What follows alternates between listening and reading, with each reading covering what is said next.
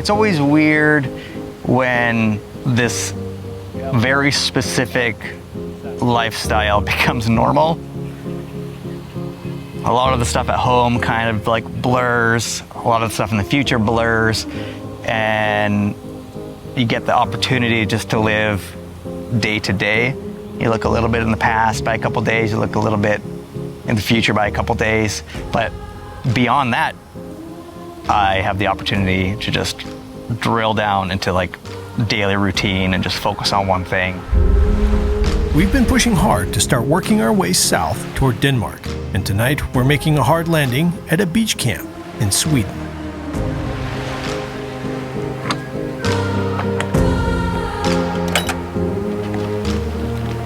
Caroline has made an odd discovery in the fabric of her rooftop tent. Let it go. Oh. Go ahead. I'm not touching that. Open. Absolutely not. Touching what? You. Watch. That is wrong. Who took the time to open it up and put it in there? Adding to the mischievous event is the fact that the turd has now mysteriously disappeared. Expedition Overland Season 5, the Nordic series, is presented by General Tire. For whatever you do, General Tire delivers. And in association with Patriot Campers, the ultimate in overland trailers. And by X-Overland's official apparel partner, Vertex.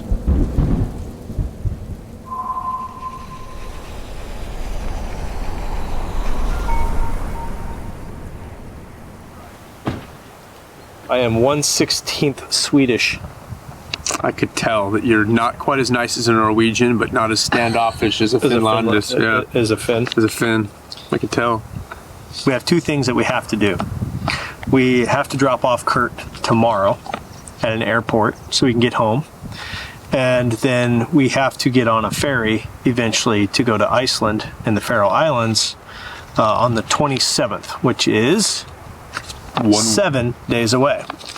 So we have 7 days to kind of figure out what to do between where we are right now in the northern part of Sweden and the ferry. Sweden's been awesome. It's a gorgeous place. There's beautiful roads, but even kind of chatting with some of the locals, their suggestions are, hey, there's a really pretty church in this town.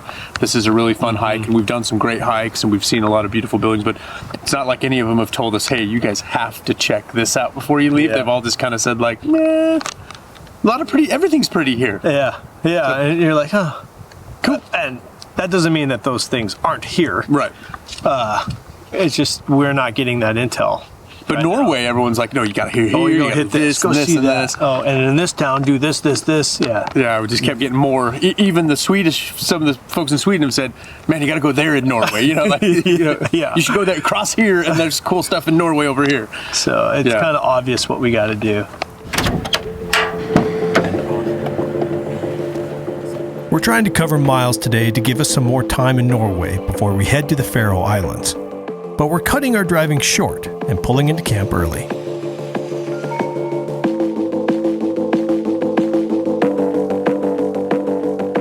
Tonight is our last night with Kurt, and we want to give him a proper send-off. All right, so we just pulled into our last camp night with Kurt here. We're all very sad to see him go. He flies out tomorrow morning. We have the place to ourselves. I think it's going to be an epic night.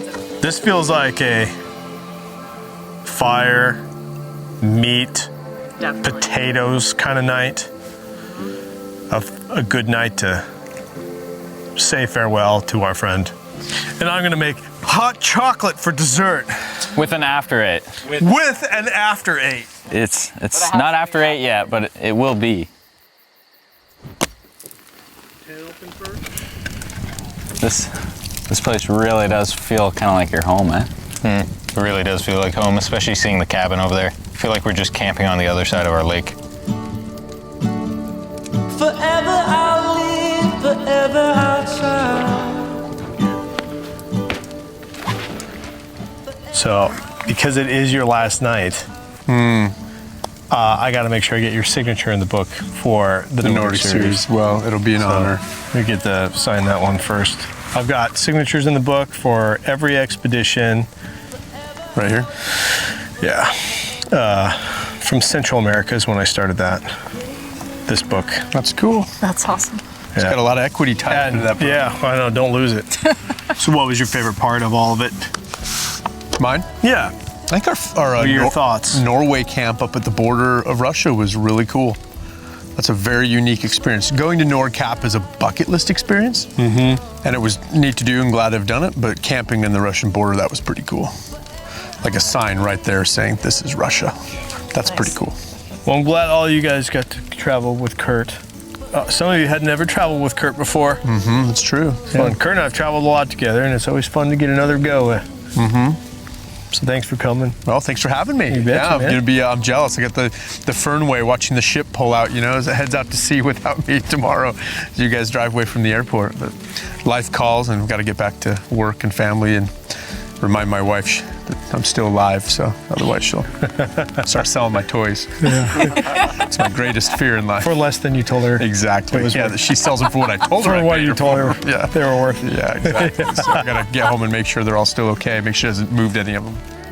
We are having pork tenderloin tonight with mixed veggies, mashed potatoes, and then Peter and Dan have got brie on the scuttle for some cheese and bread. Everybody's pretty hungry. It's been a long couple days of pushing. Anyone want some bread with cheese? Yes, please. I'm okay. I will partake. Wait. So good. Forever leaves fast in the middle of the night. I'm on my way. Forever breaks my heart. We're pulling out the Norwegian pot for its first go, because with it being Kurt's last night in camp, we're gonna have a very nice dessert. There's also a new tradition that we have started in camp, and it was brought in by the Canadians of the group. It's called After 8. Here they are. That's literally what they're called, After 8s. Apparently these are around. I've never seen them before, but they're in these little teeny thin sleeves, and that's all you're issued. Even has After 8 stamped in the back. Very sophisticated, very Gucci, very highbrow, but you only get one a night. All right, it's now time for dessert. Oh, look at that. Just cute. Just a nice little pour. Adorable. Look at that. Here you go, Peter. Thank you. Look at it.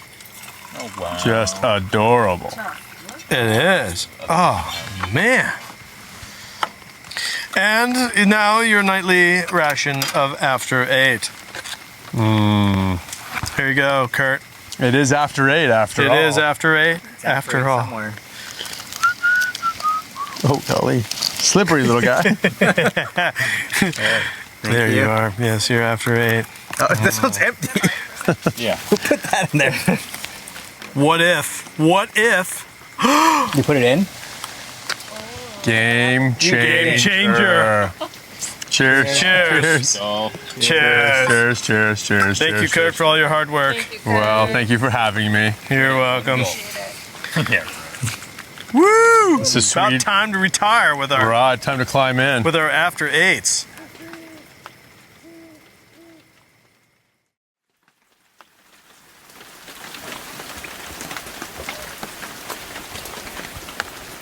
It's the end of an era. No. It's wet. I'll help you all cry for me as much as Sweden has. All right, Kurt. ¿Qué pasa? It's time. Time for Drive to the airporto. Aeropuerto. Airport. What happens if instead of going to the airport, we just keep going down this dirt road? We chuck him in the back of this thing. Kidnap me. We stick him in the chicken coop. And we just take him with us.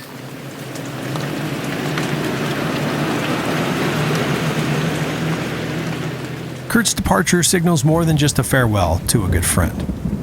When we leave this airport, we'll be short our lead navigator. We also know that we'll be a man down until we arrive in Iceland. See you, man. Hey, brother. You guys be safe. Thank you. Excited for y'all. See ya. Take care of these boys. Okay. Son number 1. Son number 2. It's been good, Rachelle. Thank you for everything. Yes, wonderful cooking, food. Right. See you soon. You're Richard. You've been a wonderful bedmate. Yeah, same. You guys get to the Norway. Sounds good. Will do. Or wherever it is the road takes you, and then on to Iceland. Holler if anything pops up. Will do. Okay. For sure. Sweet. Thanks, All right. Yeah, see ya. Fly safe. See you guys. Sure hoping Cyrus learned a few things from his new mentor. So back home, school started up for me, and I'm missing some school right now. So that's one con of being on this expedition. But all the pros outrule the cons any days of just being able to travel here. So it's been really awesome.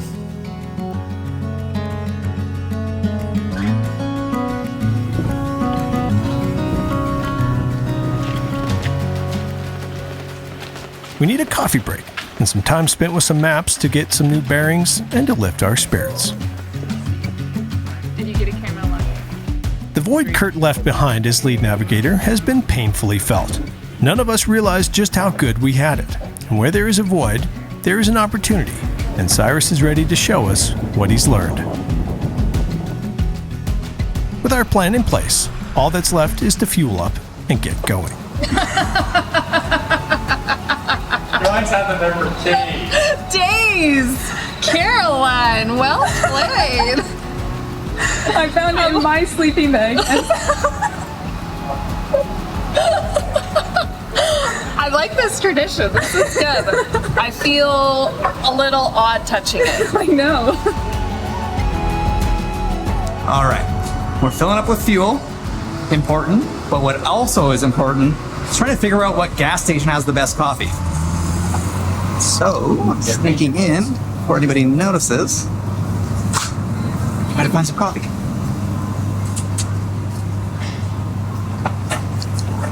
Something we all know. Let's see what happens here. Pretty good. Well worth the purchase. All right, guys, we're hopping on the highway of sorts.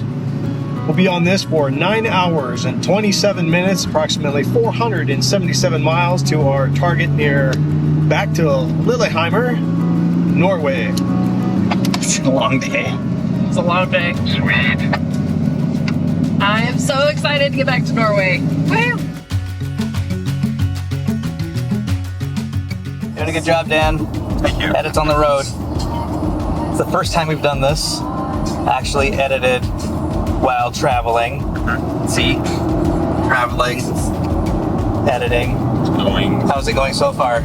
It's going pretty good.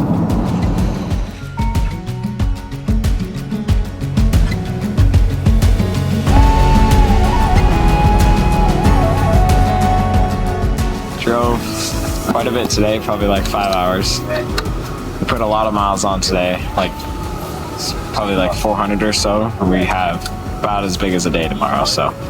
Cyrus made 4 wrong turns today, and they're all his fault. All Dan's fault.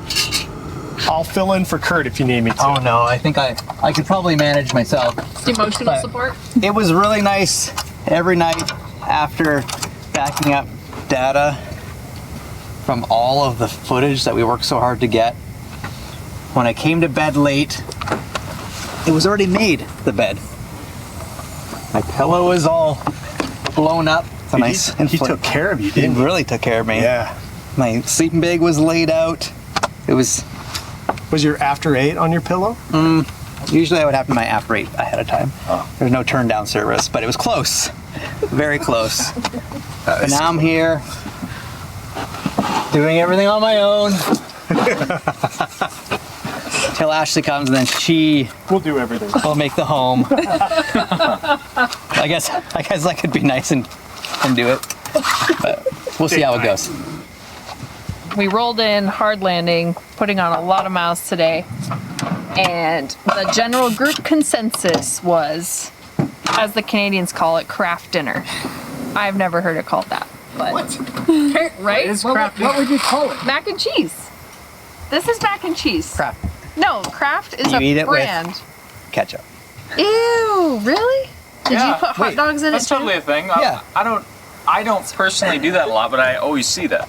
I don't do it a lot either, but I would feel like maybe 50% of people. I'm surprised. No. Sometimes pepper, cracked pepper. Maybe hot dogs if you get real crazy. That was never my favorite. Anyway, we're having mac and cheese. Yeah. Or craft dinner. I'm gonna go fancy and put some sriracha on mine. Okay. Yeah. You do you, Richard. Exactly.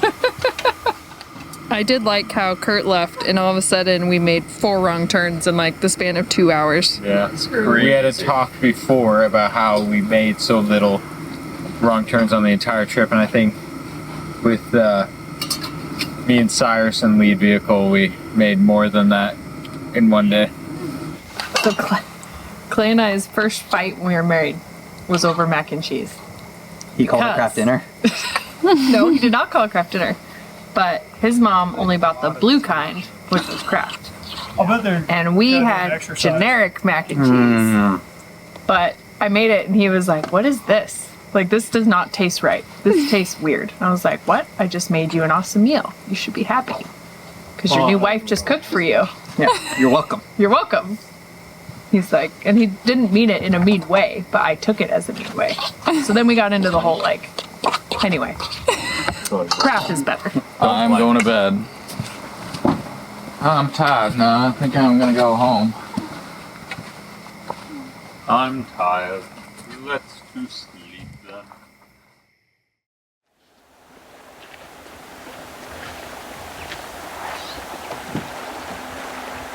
Good morning from our final camp in Sweden. Southern Sweden definitely has a different vibe than northern Sweden. They're both cool, but southern Sweden has this more, I don't know, I guess it's just something that I'm more used to. It's got this like kind of Montana west, northwest kind of feel. I love it. It's super cool. So I'm a little sad to leave because I feel like maybe I missed out on something. But we are pushing towards some cool things that we want to go see back in Norway, and then burn into looks like Lillehammer right now to see if we can get on some a bobsled thing that Rachelle found that she really wants to do. Whether you desire to be served fish by an old Finnish lady or ride a bobsled down a mountain pulling 3 Gs, a bucket list item is a bucket list item.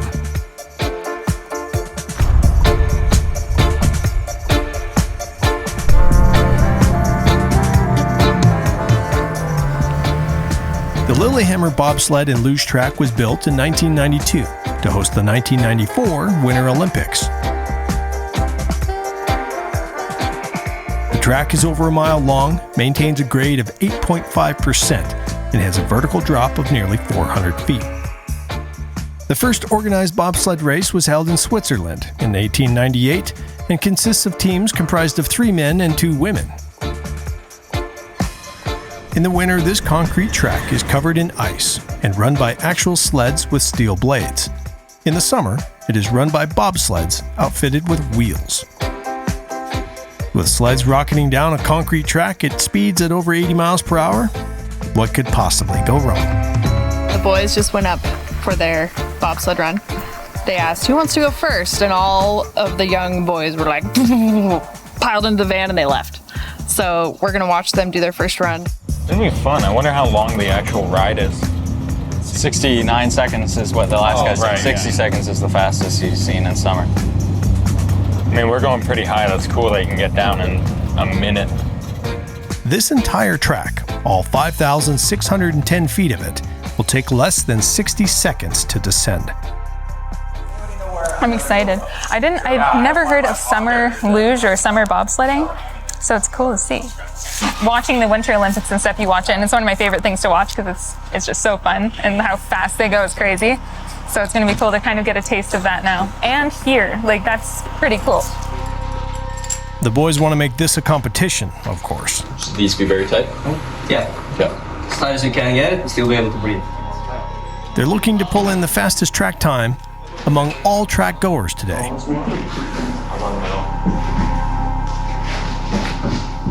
So you kind of like on the side there, that's okay.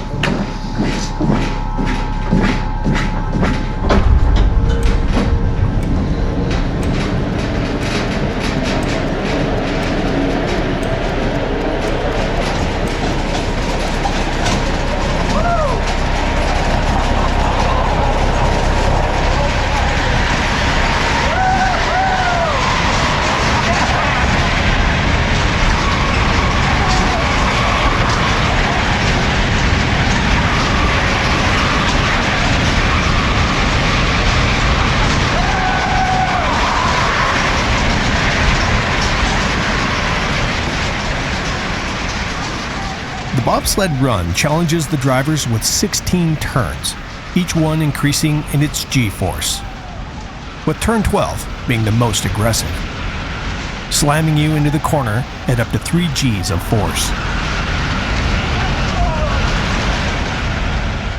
In fact, this is where some fighter pilots come to train before ever stepping foot into a jet, as it's the closest thing on land that emulates the intensity of a dogfight.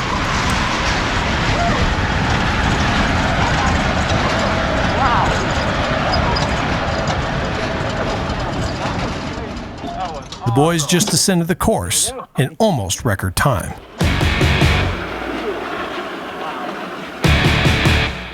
$68.9.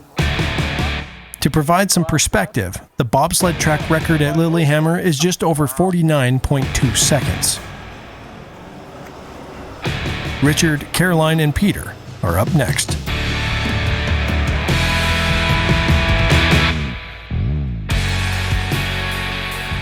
I've seen cool runnings before, so I know exactly how this works.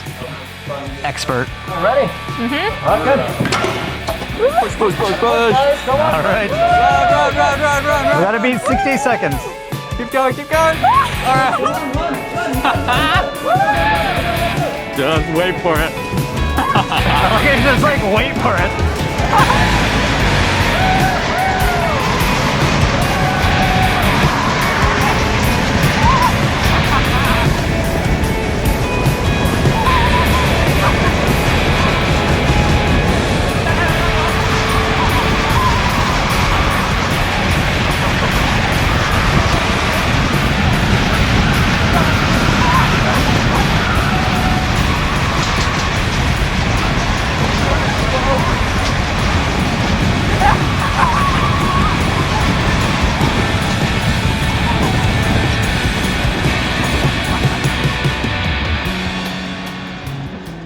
Our driver has only one last run in him, and it's our only shot at getting the fastest time of the day.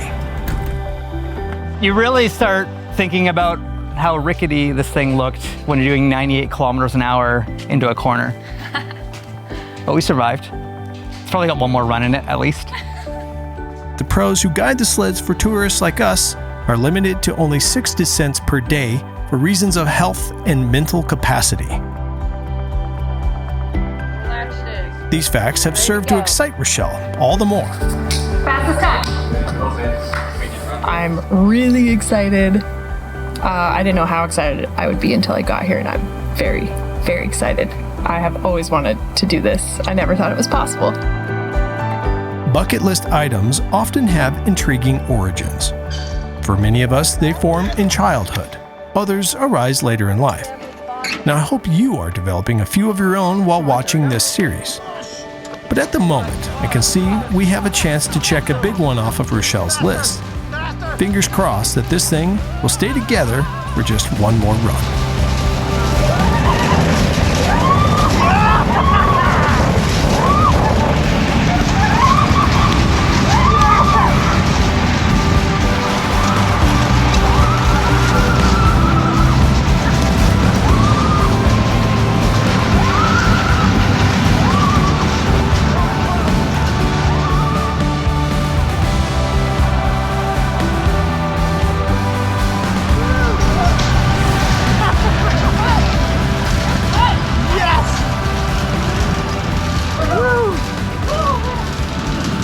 Nice work! We're good. We're good.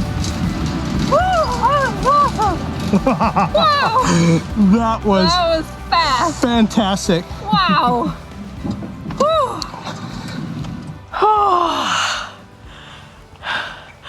Wow, that was amazing. Size like twice was enough. Faster than your first one? Way faster. Wonder what time we got. 64:40. Yes! Are we the fastest? Yep. Yeah. We got the fastest. Nice. Shelly's just the whole way down. I don't know how she got any air in that whole trip.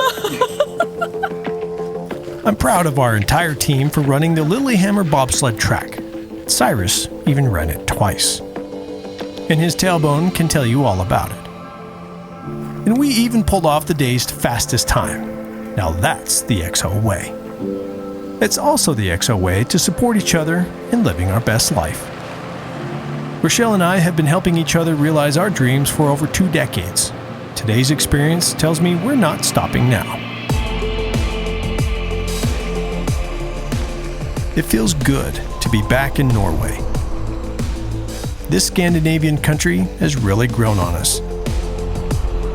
Norway is full of cool fjords. We're off to check one out that's a special recommendation from a friend. Roads are a theme in an Overlander's life.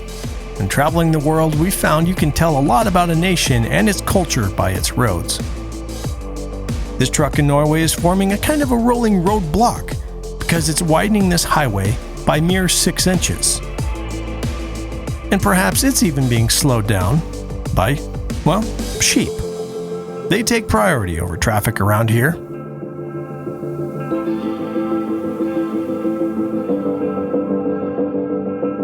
But Norway must know what they're doing because this is the coolest road of the entire trip. Here's to gathering intel from well-traveled friends.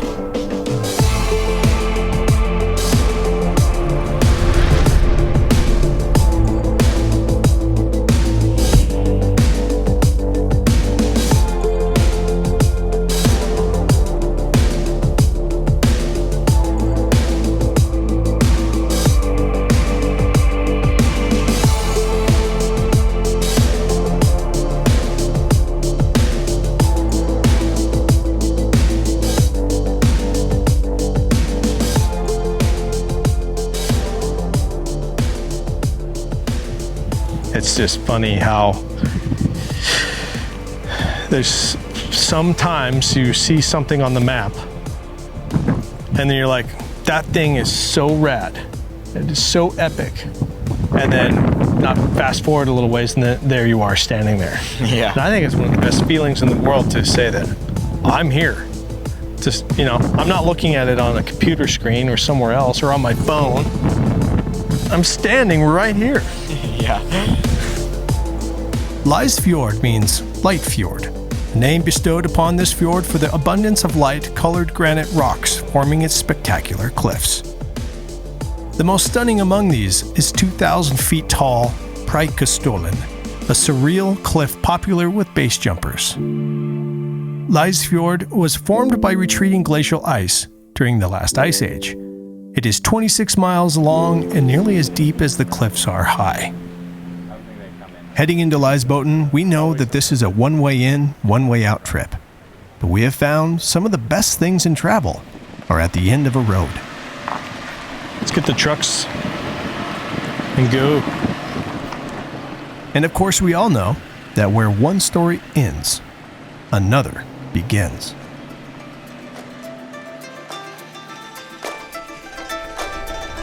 Arriving early into camp this afternoon is giving all of us time for a reset. Having been overlanding now for 23 days, everything needs some maintenance. Our vehicle is our house, our shop, and our production studio on wheels. We're at 75% from coming down from the bottom. We filmed pretty heavy, running a lot of power. We're just starting to see that with some of the new equipment that we've got going, we're having to run the inverter a lot more.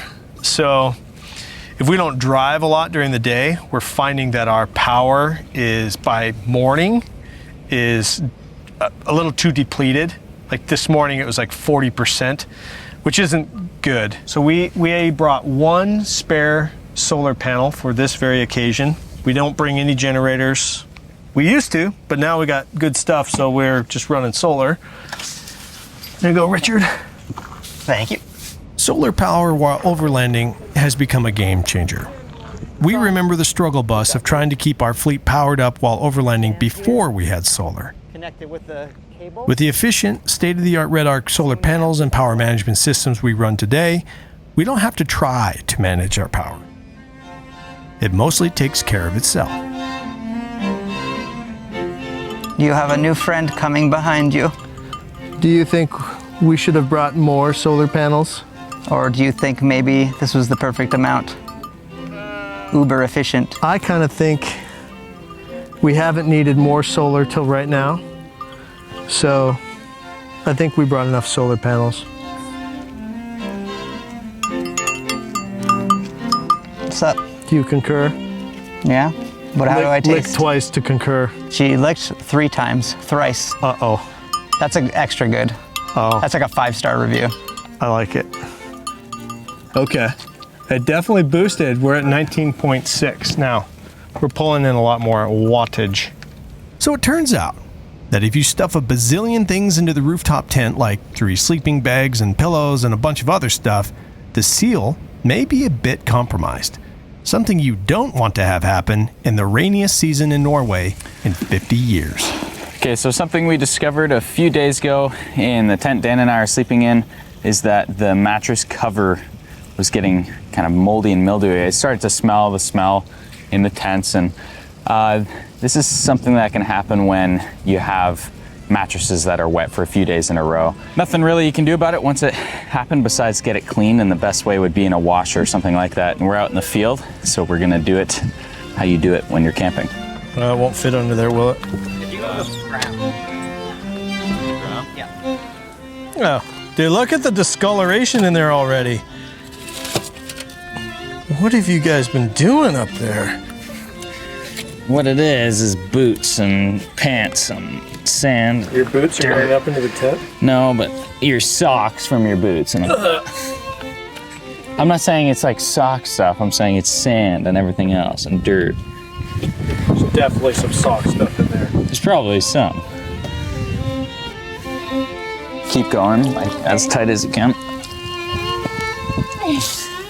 We got the Wabasso heater going in the alu cab here, so we'll just close everything up and it'll turn into a nice sauna, a bit of a dryer to dry this guy out.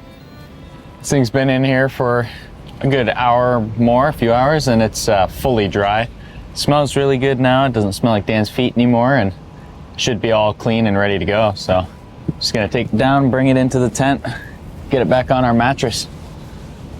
So today we had a big fridge galley truck reset, and we've been on the road for about 3 to 4 weeks. And it's nice when you have some extra time just to clean out the refrigerators, dig to the bottom, see what's in there. I found eggs, bacon, cheese, peppers, hash browns. So we're gonna do Brenner. We're gonna do like a breakfast, dinner, hash, put it all together, and call it good. A challenge we're always faced with as overlanders is the hard fact that we just can't go everywhere. It's been really fun to watch Cyrus. It's hard, especially at that age, not to think about your friends back at home, and they're all starting high school without him, and that's really tough. That was a really long conversation Clay and I and Cyrus had before we left of, hey, we gave him the choice, you know, we know that this is a big commitment for you, and you are going to miss the first month of school of your junior year of high school. That's a big deal. And I said, before we left, I said, this choice is really important before we leave, because there's gonna be a moment on that trip when all of your friends are back to school and you're getting all the texts and you're seeing all the pictures, and you're gonna have really bad FOMO, and you're really gonna wanna be there. And it helps to have those decision points that you can look back on and know that you put that stake in the ground and you said, no, I made the decision for a reason. I felt good about that decision. I knew it was the right decision. This is what I'm continuing to do. And even though it's hard, I know that I'm where I need to be right now. And he took his time and thought about that. And I told him, you know, to look at the big picture of your life if you can. In 5 years, what decision would you regret more? Would you regret not having this experience, this travel, or would you regret not being there for the first month of school? And I said, there's no wrong answer because it's truly what you feel is right for you. And he chose to be here.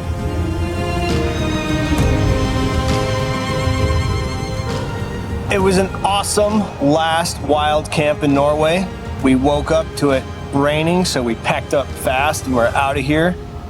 We need to make our way down to Kristiansand. I got it right this time. And yeah, we're kind of saying goodbye to the wild places of Norway and ultimately this side of Scandinavia, I guess Scandinavia. So here we go.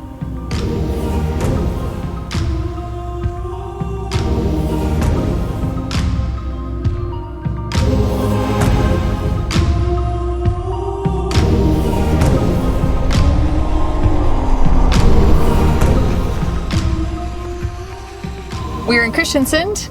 We're pulling into the ferry line to Here we go. hop on the ferry, head back to Denmark. We will end one leg of our travels and start another as we head to the Faroe Islands and Iceland. Very excited. Very excited? I am very excited. That's a really bad dad joke. Whatever.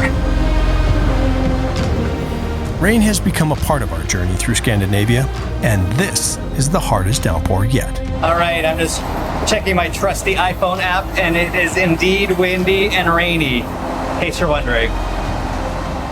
Bye, Norway. Bye, Norway.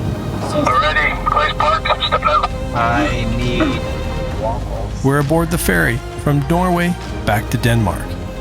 From Denmark, we will board a ferry again, bound for the Faroe Islands, and finally, Iceland. I'd say by judging by the weather here, this full circle needs to not make a complete full circle. I don't think we should camp tonight per se. I think we should go with our option B, which is find a sort of cozy hotel of some kind so we don't get all of our tents soaking wet before they're on the ship for 2 days. Yeah, I think that's a good plan. It's supposed to keep raining all night long, not stopping, no end in sight until tomorrow, and then even then it's cloudy, so the sun's not even coming out, so we wouldn't have time to dry out the tents either. Don't hide the tears, 'cause I know you're breaking. All this love and all this pain you've given. That's hilarious. All this love and all this pain.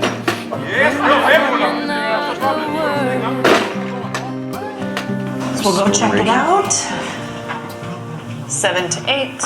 They're else 10, 11, 14. Rooms? C for Cyrus. Yep. No, or C for Caroline. Oh, C for Caroline. That is C for Caroline. All right. B for Bros. That is the smallest sink I've ever seen. Yeah. You could maybe put your toothbrush on the edge here. Might fit. Oh yeah, man. What does the A stand for? Hey, bud, this is our room. Hey, bud. Hey, bud, is this your room, eh? Yep. You know how there are some places that just remind you of Grandma's house? Yeah, this is that kind of place. The crooked picture with the spider. Perfect. I was saying I always actually prefer to be in hotels like this one than the really fancy ones. I don't know what it is, it just feels more homey, I guess, more cozy. I think it's the massive I think this has something to do with it. That's what makes it homey. Look at that guy, just giving it a go. Look at this. Wow, got 3 in a row, 4 in a row. That's a good one. Did you just miss? He missed the thing. All this pain and those fine eyes.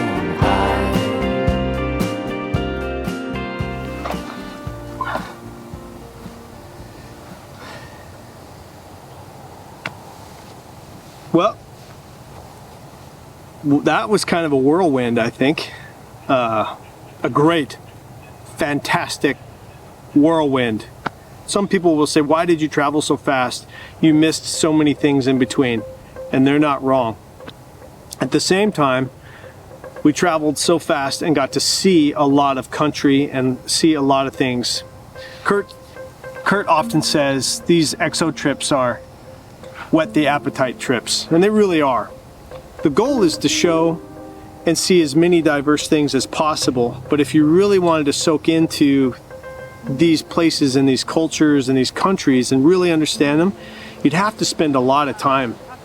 And that would be something that would be so much fun to do. But for one, it's outside the scope of what we can do at Expedition Overland, because we only have, like many people, a short amount of time to go on these trips.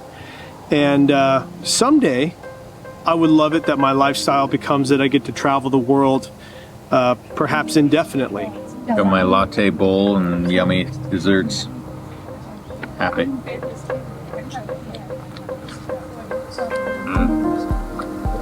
That's ridiculous. Right?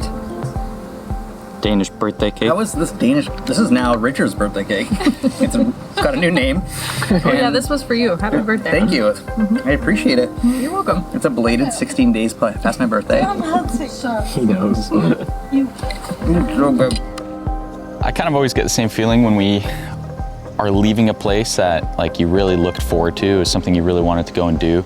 Norway was definitely one of those things. There was a bunch of highlights there, like going to the tallest mountain peak in Northern Europe and then making it as far north as you can drive, and a lot of really cool things that as an overlander it's really fun to go see, visit, and kind of like check off as a thing you've now done. This trip has just been full of that. The last 27 days have really been full of that. So yeah, as excited as I am for future stuff, I think it's always good to look back at what we've done, and it's been incredible. Once we leave here, we close the door on Phase 1 of the Nordic expedition. The short drive to the ferry, you might say, is the hallway which leads to Phase 2. With no time to spare, we've reached the door. It's time to open it, board the ferry, and head for the Faroe Islands. Passport time. I don't know if they'll actually need it, but We'll see.